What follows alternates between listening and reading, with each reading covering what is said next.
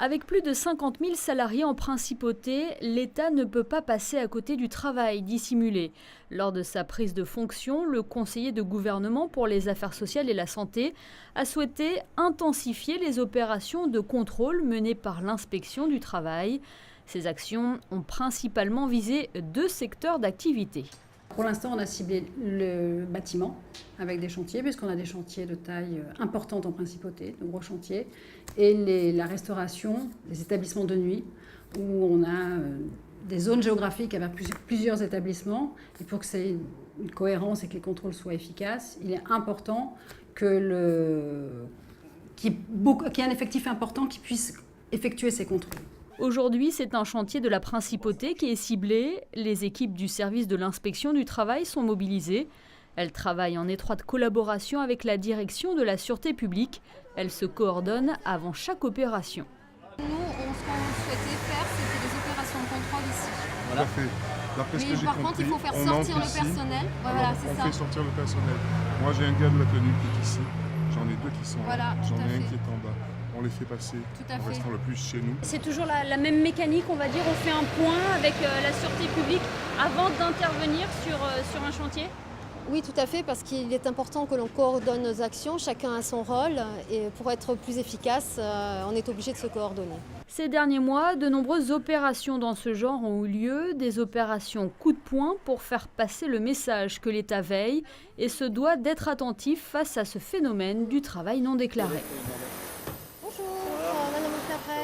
Inspecteur principal du travail. Nous sommes là aujourd'hui dans le cadre d'un contrôle de permis de travail.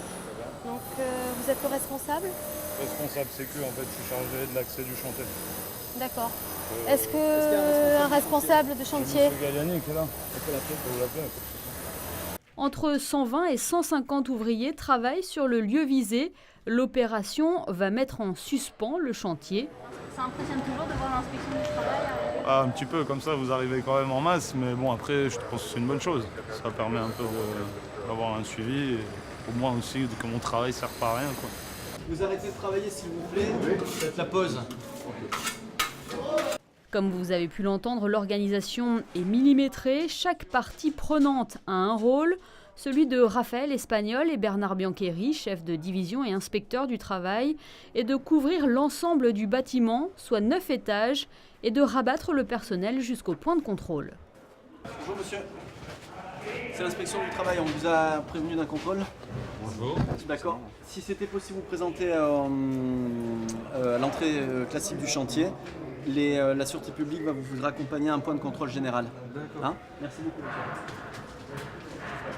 Les salariés se présentent un par un au service de l'inspection du travail dans ce point de contrôle improvisé. Ils y présentent leur titre de travail et depuis peu, la procédure se veut simplifiée avec l'édition d'une carte professionnelle du bâtiment, un document que chaque ouvrier doit avoir sur soi. Les salariés que nous avons contrôlés, je veux dire, sont en règle, ont la carte professionnelle du bâtiment, donc c'est parfait. Je veux dire que... Et tout le monde est coopératif? Oui. L'action de contrôle est vraiment très bien accueillie, que ce soit par les équipes dirigeantes que par les ouvriers. Si le salarié présente les documents nécessaires, il peut regagner son lieu de travail. Autre cas de figure, l'absence de pièces justificatives. Dans les faits, toute infraction se solde par une exclusion immédiate du chantier. La procédure est ensuite transmise au parquet. La sanction, qui est appliquée à l'employeur, peut aller jusqu'à 9 000 € d'amende en cas de récidive. Rien à signaler sur ce chantier. À ce jour, il faut savoir que près de 1500 salariés ont fait l'objet d'un contrôle de permis de travail depuis le début de la campagne. À noter également le nombre limité d'irrégularités avec un peu plus de 5% d'anomalies constatées.